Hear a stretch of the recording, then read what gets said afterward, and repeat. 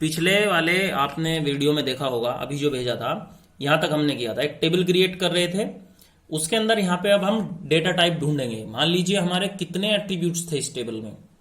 हमारे एट्रीब्यूट थे, स्टूडेंट का नेम था, उसका रोल नंबर था, उसका स्टूडेंट का नेम, रोल नंबर, कोर्स और क्लास था। ठीक है, तो आप यहां डालेंगे सबसे पहले नेम। अब नेम चूंकि ये कैरेक्टर टाइप का है तो इसमें कैर यूज होना चाहिए या वेर कैर यूज होना चाहिए, तो यहां पे लिख देंगे आप वेर कैर। ठीक, और वेर कैर के बाद साइज, मान लीजिए आपने 30 ले लिया, यानी कि 30 अल्फाबेट तक का कोई भी नाम लिया जा सकता है। फिर कोमा लगाएंगे आप। ठीक है, कोमा लगा के एंटर करेंगे। इसके बाद दूसरी चीज थी स्टूडेंट का रोल नंबर।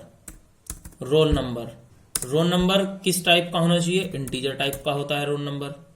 तीसरी चीज थी, इसी तरीके से आप अपने सारी चीजें क्रिएट करेंगे। तीसरी चीज थी आपकी रोल नंबर के बाद में स्टूडेंट की कोर्स।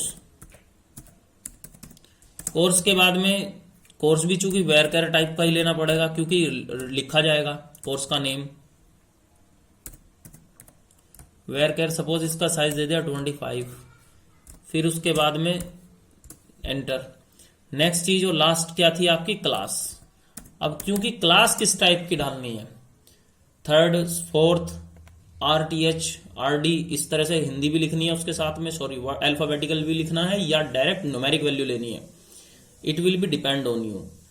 तो वेर कैर एक ऐसा डेटा टाइप है जिसके अंदर आप जो है अपना कैसा भी डेटा डाल सकते हैं। इंटीजर भी डाल सकते हैं, फ्लोट भी डाल सकते हैं, कैरेक्टर वैल्यू भी डाल सकते हैं।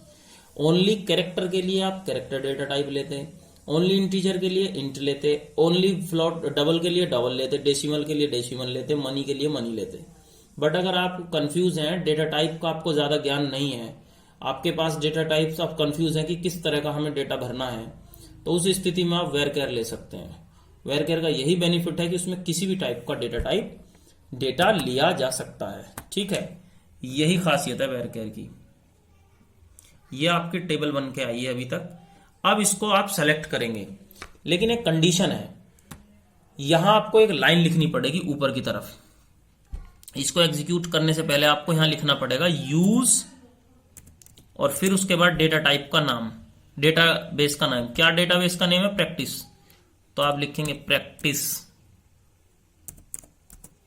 देखो ये अपने आप भी आ गया। यूज प्रैक्टिस लिखेंगे जैसे आप सेलेक्ट कर लेंगे इसको, और इस यूज प्रैक्टिस को पहले एग्जीक्यूट कराएंगे, उसके बाद में टेबल को एग्जीक्यूट कराएंगे। तो देखो टेबल के लिए क्या लिखा हुआ है नीचे, कमांड्स कंप्लीटेड सक्सेसफुली, यानी कि आपका टेबल क्रिएट हो चुका है। अब इस टेबल को देखना आप चाहते हैं कि कैसा हुआ है, तो इसके लिए सेलेक्ट क्वेरी चलाते हैं, जैसे कि आप पहले प्रैक्टिकल्स में भी कर चुके हैं। सेलेक्ट स्टार फ्रॉम, टेबल का नेम डाल देंगे जो भी 1। तो जैसे ही आपने 1 डाला तो देखो यहां पे भी आ गया 1।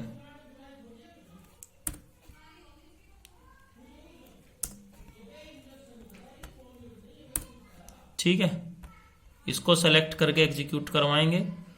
तो देखो आपने यहां देखिए आउटपुट के तौर पे ये आया, name, roll number, course, class. इसके नीचे कोई डेटा नहीं है, केवल कॉलम्स के नेम है, और ये कॉलम्स के नेम जो है ऐसे हैं, इन्हें छोटा बड़ा किया जा सकता है कॉलम्स को। ठीक है, तो अब मैंने एक चीज बताई थी, कॉलम्स जो ब्लैंक होंगे विदाउट डेटा, या यूं कहिए जो टेबल विदाउट डेटा है तो उसे क्या बोलेंगे?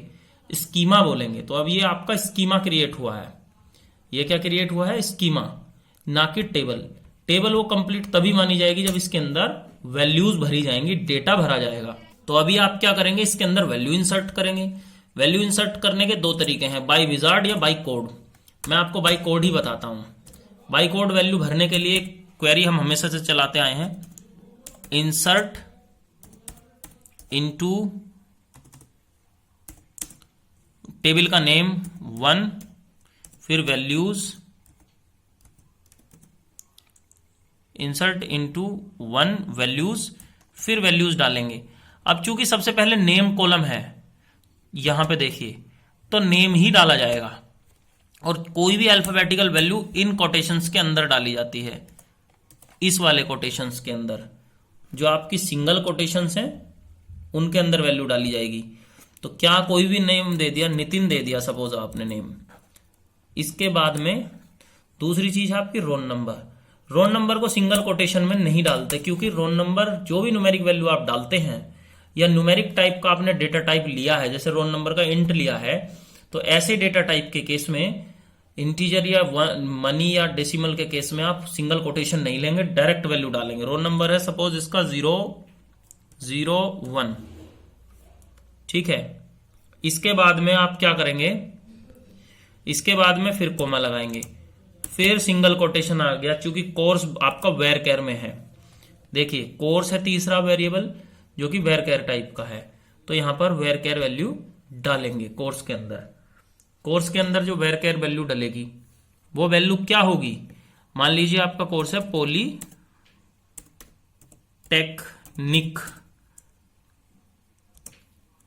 इन सीएस, पॉलीटेक्निक इन सीएस आपने लिख दिया, ठीक है। उसके बाद कोमा लगाएंगे, फिर सिंगल कोटेशन आएगा, ठीक है। अब इस सिंगल कोटेशन के अंदर आप क्या डालेंगे, लास्ट एंट्री बची आपकी क्लास, चूंकि क्लास भी वेर केयर टाइप की है, क्लास आपने डाल दी सपोज सेकंड ईयर,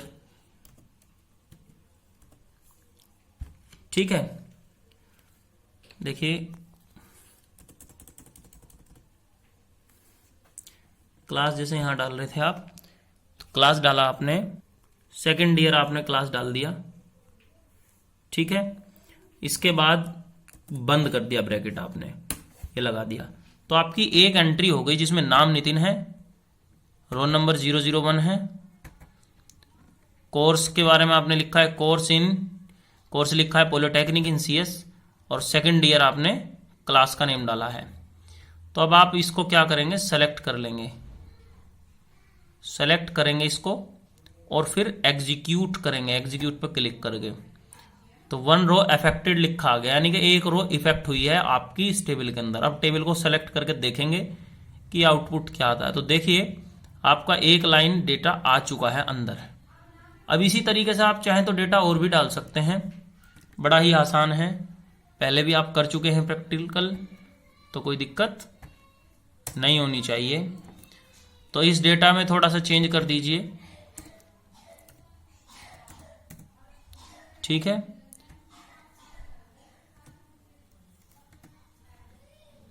ठीक है, इस डेटा को भी आप डाल सकते हैं, एग्जीक्यूट कर सकते हैं। देखिए 1 रो इफेक्टेड। अब इसको सेलेक्ट क्वेरी के थ्रू चलाएं, तो देखिए अब टोटल 2 लाइन आपकी डेटा की आ गई हैं आउटपुट में, ठीक है। ये हो गया आपका टेबल कंप्लीट। अब मैं आपको बताऊंगा कि स्कीमा और टेबल दोनों में क्या अंतर है, दोनों का एक और लाइव प्रैक्टिकल हम करते हैं। ये तो कोड के थ्रू आपको ये भी बताने के लिए जरूरी था कि टेबल क्रिएट कैसे करते हैं, डेटाबेस क्रिएट कैसे करते हैं और उसके अंदर वैल्यू कैसे डालते हैं। अब नेक्स्ट स्टेप में हम करेंगे विजार्ड के थ्रू हम अपने स्कीमा को सेव कैसे कर सकते हैं, अपने बैकअप को कैसे बचा सकते हैं और स्कीमा को डेटा के साथ कैसे बचा सकते हैं। ये बहुत इंपॉर्टेंट है, तो अब जरा उसको भी देखते हैं। मान लीजिए अब यहां पे सर्च कीजिए सबसे पहले कि आपका ये डेटा है कहां, तो डेटाबेस के ऊपर सेलेक्ट करेंगे पहले। तो डेटाबेस के ऊपर आपने क्लिक किया तो आपका डेटाबेस का नाम क्या था, प्रैक्टिस, ये था, ठीक है। इसके अंदर आपने टेबल कौन कौन सी बनाई थी, जो मैं जिक्र कर रहा था फिजिकल डेटा और लॉजिकल डेटा का। तो ये जो कॉन्सेप्ट है ये लॉजिकल डेटा का कॉन्सेप्ट है। स्कीमा लॉजिकल स्कीमा ये है, व्यूज अगर आप बनाते तो व्यूज के अंदर स्टोर हो जाता, टेबल आप बनाई है तो टेबल के अंदर स्टोर हुई है, ठीक है। इसी तरह से आपको प्रोसीजर वगैरह भी स्टोर करने थे तो प्रोसीजर के अंदर जाते। फिलहाल हम बात कर रहे हैं टेबल की, तो टेबल के अंदर जैसे क्लिक करेंगे तो देखो आपने 1 नाम की एक टेबल बनाई है। एक्सटेंशन इसका डेटाबेस ऑब्जेक्ट है, शॉर्ट फॉर्म में DBO बोला गया है इसको, ठीक है। देखिए DBO.1, तो चूंकि 1 ही आपकी टेबल नेम भी है, ये रहा जो कि यहाँ है, ठीक है। तो आपने एक टेबल 1 बनाई है प्रैक्टिस नाम के डेटाबेस के अंदर, ठीक है। अब आपको क्या करना है, इसका स्कीमा सेव करना है। मान लीजिए ये कोड आपके पास नहीं है, ठीक है, मान लीजिए कोड आपके पास नहीं है। तो ऐसी स्थिति में आप क्या करेंगे, सबसे पहले आप डेटाबेस के अंदर वन टेबल पे जाएंगे। सबसे पहले आप अपने डेटाबेस प्रैक्टिस पे ही जाएंगे, उस पर राइट क्लिक करेंगे। राइट क्लिक करके आप पहुंचते हैं टास्क के अंदर। टास्क के अंदर पहुंचने के बाद एक ऑप्शन होगा जनरेट द स्क्रिप्ट। ये देखिए जनरेट स्क्रिप्ट पे जैसे ही आप क्लिक करेंगे तो एक विंडो ओपन होकर आती है आपके पास। ठीक है, विंडो, इसे नेक्स्ट कर दो, कोई नहीं। हाँ, विंडो जो ओपन होकर आती है तो इस विंडो के अंदर वो यहां कहेगा सेलेक्ट स्पेसिफिक डेटाबेस ऑब्जेक्ट। जी हाँ, मुझे एक स्पेसिफिक डेटाबेस ऑब्जेक्ट चूज करना है। फिर कहेगा कि टेबल सेलेक्ट करनी है। जी हाँ, मुझे टेबल भी सेलेक्ट करनी है उसकी। उसके बाद मैं नेक्स्ट पे जाऊंगा। फिर मैं देखूंगा कि मेरा स्क्रिप्ट सी ड्राइव की यूजर की एचपी के डॉक्यूमेंट्स की में स्क्रिप्ट डॉट पीडीएफ एसक्यूएल के नाम से सेव हो रहा है, लेकिन मुझे ऐसा नहीं करना है। अगर मुझे स्क्रिप्ट अपना बचाना है, डेटा का सिर्फ स्क्रिप्ट बचाना है, तो मैं इसको यहीं पे नेक्स्ट कर दूंगा। लेकिन मैं चाहूं तो लोकेशन चेंज कर सकता हूं। मान लीजिए मैंने इसको डॉक्यूमेंट्स में न जाकर डेस्कटॉप पे ले गया मैं, और डेस्कटॉप पे जाकर के मैंने क्या काम किया, डेस्कटॉप पे जाने के बाद मैंने इस फाइल का नेम चेंज कर दिया और मैंने इस फाइल का नाम SCRIPT01 के नाम से सेव कर लिया और मैंने इसको सेव कर दिया। तो मेरा अब जो है डेस्कटॉप के ऊपर स्क्रिप्ट 01 के नाम से फाइल सेव हो गई है। अब उस फाइल में इस टेबल का केवल स्क्रिप्ट होगा, तो नेक्स्ट कर देंगे, फिर नेक्स्ट कर देंगे। तो ये स्क्रिप्ट का प्रोसेस चल पड़ा है। तो हमने क्या काम किया, डेस्कटॉप के ऊपर स्क्रिप्ट 001 के नाम से एक फाइल सेव कर ली और उसको फिनिश कर दिया प्रोसेस को। ठीक है, दूसरा एक और बनाते हैं हम, फिर से एक बार ट्राई करते हैं इसी प्रैक्टिस के अंदर। ये मैं क्यों कर रहा हूं अभी समझ में आ जाएगा जब मैं इसको ओपन करके दिखाऊंगा। टास्क में जाएंगे, फिर जनरेट स्क्रिप्ट करेंगे, फिर नेक्स्ट। उसके बाद में जैसे ही ओपन होकर आता है तो हमें क्या करना है, सेलेक्ट करना है स्पेसिफिक डेटाबेस को, उसकी टेबल को सेलेक्ट करना है, नेक्स्ट करेंगे। फिर हम इस बार स्क्रिप्ट को, ये जो लोकेशन है इसको फिर वहीं करेंगे डेस्कटॉप के ऊपर। यहां पे क्लिक कीजिए और डेस्कटॉप के ऊपर ही जाएंगे और अब की बार इसका नाम रखेंगे हम स्क्रिप्ट 2।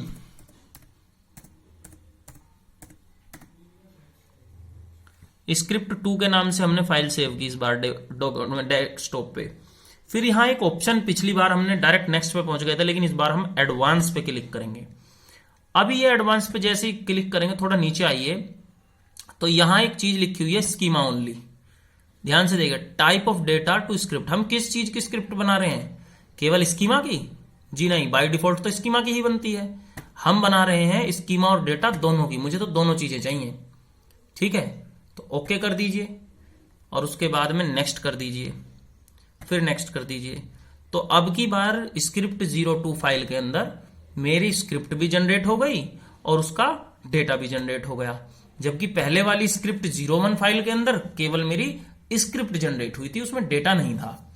अब दोनों को ओपन करके देखेंगे, लेकिन उससे पहले हम समझते हैं कि इसकी जरूरत क्यों पड़ती है। मान लीजिए आपका डेटा टेबल डिलीट हो गया जिसका नाम 1 है। मान लीजिए आपका डेटा टेबल डिलीट हो गया जिसका नाम 1 है, तो इसको डिलीट कर दीजिए पहले। ठीक है, आपने इसको डिलीट कर दिया। इसको डिलीट करने के बाद अब आप सर्च करेंगे तो देखेंगे कि आपके पास प्रैक्टिस नाम के डेटाबेस में कोई टेबल नहीं है। देखो, कोई टेबल नहीं है, खत्म। वो यहां इसके नीचे तीसरे नंबर पे फाइल का नेम था dbo.1, वो है ही नहीं। अब आपकी डेटा टेबल उड़ गई, या हो सकता है डेटाबेस भी उड़ जाए। अभी मैं डेटाबेस उड़ा नहीं रहा, चाहे तो इसे भी डिलीट कर सकते हैं। तो ऐसी स्थिति में आप क्या करेंगे, अब आपके पास दो ऑप्शन है। पहला कि आप स्क्रिप्ट 1 जो फाइल बनाई थी सबसे शुरू में, उसे ओपन करेंगे। ठीक है, और देखिए डायरेक्ट कोड सहित वो खुल कर आएगी। स्क्रिप्ट का मतलब है कि आपकी जो फाइल आपने बनाई थी स्क्रिप्ट 01, वो पूरी आ गई, कोड सहित आ गई। आपको कुछ नहीं करना है, कंट्रोल ए करना है, सेलेक्ट ए करते ही तुरंत जो है उसको एग्जीक्यूट पे क्लिक कर देना है। तो अब आप देखेंगे यहां आकर के प्रैक्टिस में डेटाबेस के अंदर जाएंगे, फिर आप प्रैक्टिस नाम के डेटाबेस में आएंगे तो देखिए आपको आपकी टेबल के अंदर टेबल 1 फिर से मिल गई जो कि आपने डिलीट की थी अभी अभी। तो स्क्रिप्ट जो जनरेट किया था स्क्रिप्ट 01 के नाम से, उसका यही बेनिफिट है कि आपको अपना टेबल का डेटा मिल जाता है। इंडस्ट्री में जो डेवलपर्स होते हैं वो यही करते हैं, जो डेटाबेस क्रिएट करते हैं कोड के थ्रू, उसका एक स्क्रिप्ट जनरेट करके रख लेते हैं ताकि फ्यूचर में कंप्यूटर में कोई किसी तरह का डिजास्टर हो, किसी तरह का कोई डेटा फेलियर हो, कोई डेटा करप्ट हो जाए या कोई डेटाबेस के साथ छेड़खानी कर दे तो आप अपना डेटा वापस पा सकते हैं। लेकिन इसका कोई बेनिफिट है? बेनिफिट तो इतना है कि सेम नेम से सेम ही लोकेशन पर हमारी फाइल पुनः प्राप्त हो गई। और नुकसान ये है कि जो डेटा था वो हमें शायद नहीं मिलेगा क्योंकि खाली स्क्रिप्ट बनी थी। अब डेटा है या नहीं ये चेक करने के लिए सेलेक्ट क्वेरी लगाइए, सेलेक्ट स्टार फ्रॉम, जो आपकी टेबल का नेम है क्या है 1,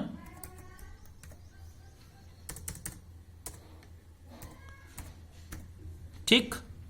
अब आप इसको सेलेक्ट करके जैसे ही एग्जीक्यूट कराएंगे तो आप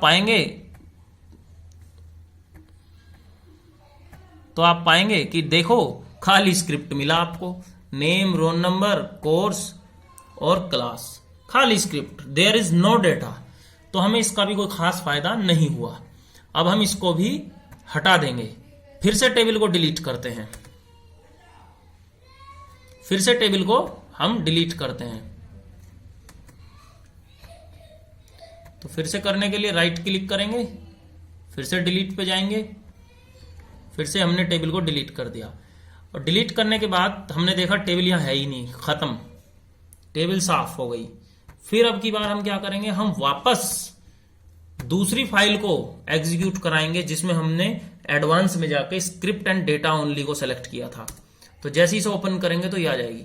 इसमें एक चीज देखिए कि यहां से यहां तक का कोड तो वही था सेम जो स्क्रिप्ट 1 में था, लेकिन ये 2 लाइन नहीं थे, ये 2 लाइन नहीं थे जिनके अंदर वैल्यू दिख रही है।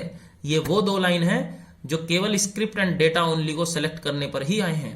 यानी कि इस वाले कोड का सबसे बड़ा बेनिफिट स्क्रिप्ट 02 नाम के फाइल से जो फाइल डेस्कटॉप पर डाली थी उसका यही बेनिफिट है कि we will can get the our table with the data.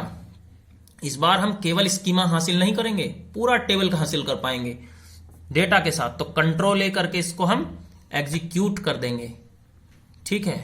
और एग्जीक्यूट जैसे ही हम करेंगे और यहां पर फिर से सेलेक्ट क्वेरी चलाकर हम देखेंगे कि क्या वास्तव में हमारा डेटा भी टेबल के साथ आया।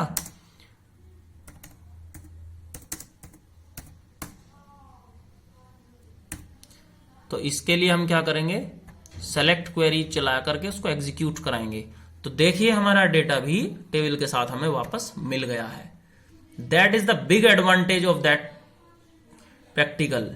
तो अब देखेंगे यहां से भी सेलेक्ट क्वेरी प्रैक्टिस के अंदर ले जाकर के हम देखते हैं तो हम पाते हैं कि हमारी 1 टेबल वापस फिर से मिल गई।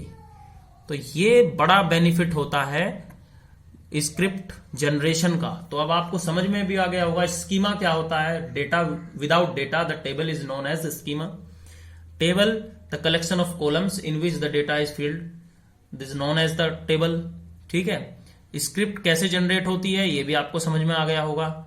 जब स्क्रिप्ट विदाउट डेटा लेते हैं तो कैसे लेते हैं, स्क्रिप्ट विद डेटा लेते हैं तो कैसे लेते हैं।